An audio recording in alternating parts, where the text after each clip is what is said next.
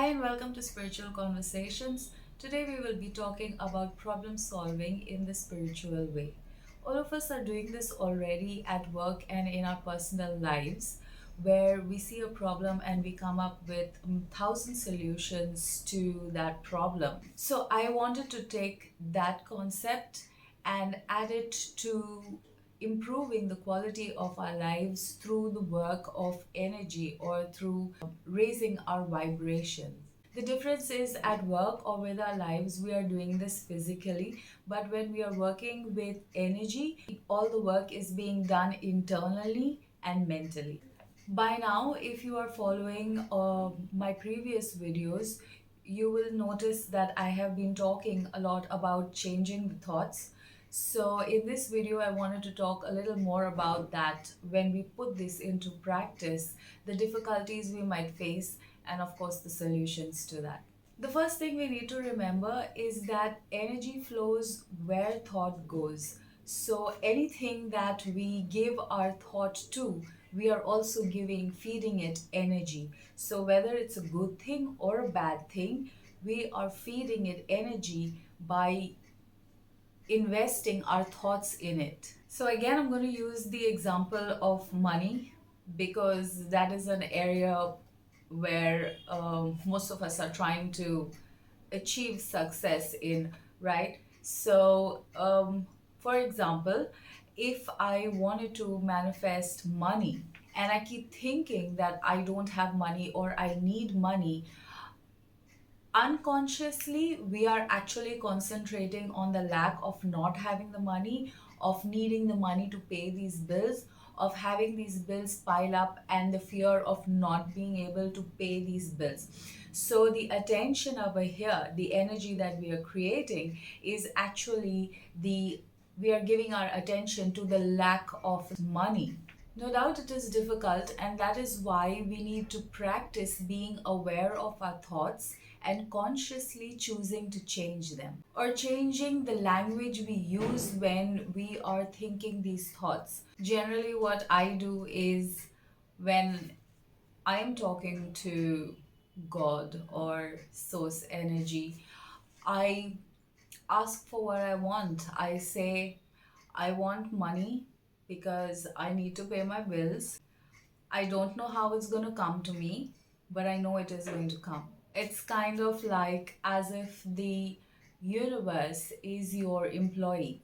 Generally, at work, what happens when we give instructions to people at work? We forget about it.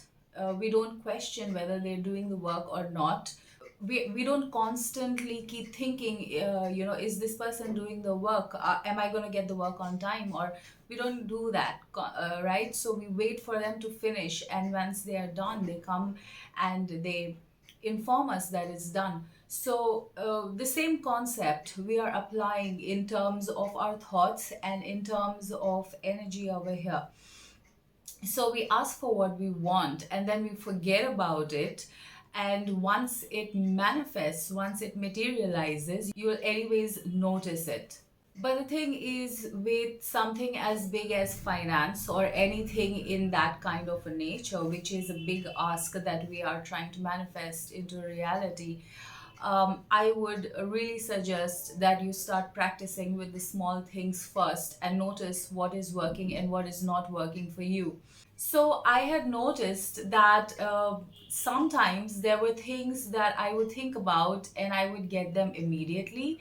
And then there were things which I would want and I would think about, and it never happened. I was unable to materialize it. And with much attention and much practice, I realized what was common between the things that were materializing and the mistake I was making for the things that I wanted that were not materializing. So this one time, this is what actually made me realize what I was doing in the process over here is I wanted a pouch for my makeup, very small thing. Even though it's about 200 or 300 bucks online, I didn't really want to invest that money. I didn't want to spend that money on the pouch. Like, I wanted the pouch, but I didn't want to buy it for myself for some reason.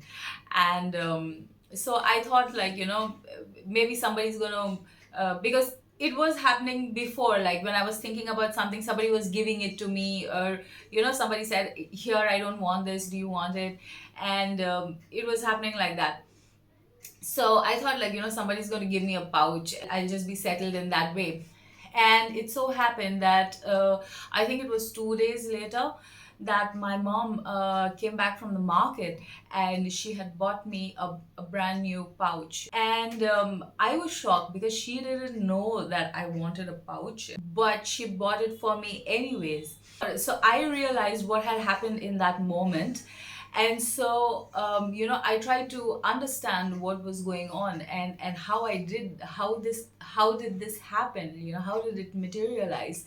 And then I realized that these were, because the nature of the thing was so small, it was just to make a pouch, like it wasn't even important, I didn't even want to invest in it. So because the nature of the thing was so small, I wasn't attaching to the want of it, like I wanted it and I let it go. I didn't attach. Like, I was open to accept it any way it came to me, in any way, shape, or form it came to me, right? And because I let go, and then I realized the things that that did materialize in the past were of the same nature, where I wanted something, but I didn't attach to the outcome of it. I didn't, keep it in my mind and say, oh my god, I need this, when is it gonna come? I need this, I need this, I don't have this. I wasn't attaching. I just said, like, it would be nice to have, I want to have. And then I forgot about it because I was okay with not having it. Also, I was okay with the now of the situation. And that is when this actually materialized. One of the big things that happened for me was, for 2 years at my job, I was on bench. And so obviously I wasn't doing any actual work. So during my appraisals for 2 years, I got the lowest rating. I wasn't really worried about it at that time because I'm just keeping the job because I need the salary, the constant, the stability of the job, and the stability of the inflow of the income. And so I was okay with the low rating. I was okay with my salary not increasing for the next 2 years. But guess what? My salary, I did get an increase. Like, in spite of the low banding, I did get that increase in my salary. So what I'm trying to say here is, in a big way, like, this is something big that happened for me, but I was so done with it. Like, I was so done with um chasing in that area. I was so done with the whole nature of my job. Like, I really wasn't interested in it, that I got so good at forgetting about it, to the point that I literally forgot that I actually have a job. And I think that was the reason why it actually materialized. So start with something small, practice it, and notice what is working, what you are doing right, what you are doing wrong. Whenever it manifests, think about what you were thinking about it, what you were feeling about it. What was your situation at the time when you thought about it and when you wanted it? And if it doesn't happen, then think about what you are doing. Are you still thinking about it? How are you still attached? How are you feeling about not having this in your life? So in that way, you will start to notice the similarities between the ones that manifest and the ones that don't manifest. Another problem with controlling our feelings, I found, is when we are talking to people. Generally, when you're on your own, when you're alone, it's easier to have positive thoughts and cultivate these positive thoughts because you're not talking to other people. Nobody is reminding you of the things that you want to forget. But when we interact with people, when we talk to people, when somebody just asks you, how are you, or how is your work, how is your job, how are things going, automatically your mind is taken back to the problem. It's taken back to the lack. It's taken back to all of the things that you've been trying to forget. And so in our attempt to tell them about what is happening in our lives, or what is happening at work, or how things are, we actually start to unconsciously complain about the situation. We actually start to talk about the lack in the situation, and unconsciously we are drawing in that energy, in those meaningless, mindless conversations. So one thing that I have learned is, to answer these questions by everything's good, everything's okay, and change the topic, move on to something else. Because, I mean, think about it. Even if you did try to explain what was going on at work, unless that person is your manager and they are directly concerned with your work, nobody really cares. It's a question we ask um, to interact with people, to start to interact with people, or to be courteous to people, to have that small talk, right? So, and there is literally nothing wrong with it, but when you become consciously aware, you start to have a small talk, but in the right topics, in the right direction, right? So, like, why talk about something which is unconsciously going to make you undo something that you have been building for so long, that you have been doing for so long?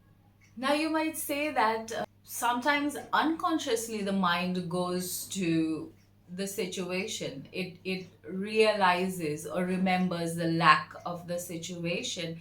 Unconsciously, we are thinking about what we need and what we don't have, and we can't stop it. That is very true.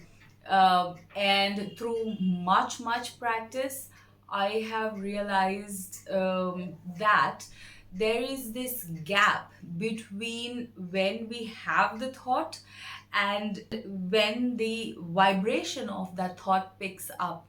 So, the trick here is to become so self aware that when you are having these thoughts, you start to notice that you're having it. And the moment you notice that you're having it, you do anything you can to take yourself out of that thought, to change the vibration of that thought. That's how we can undo, even if the thought of the lack did pick up a vibration. You can change that vibration. You undo, yeah, you not undo exactly, but you kind of reduce the impact of the vibration that gets picked up by the feeling of lack, because now you're consciously raising your vibration by generating thoughts, positive thoughts, positive emotions.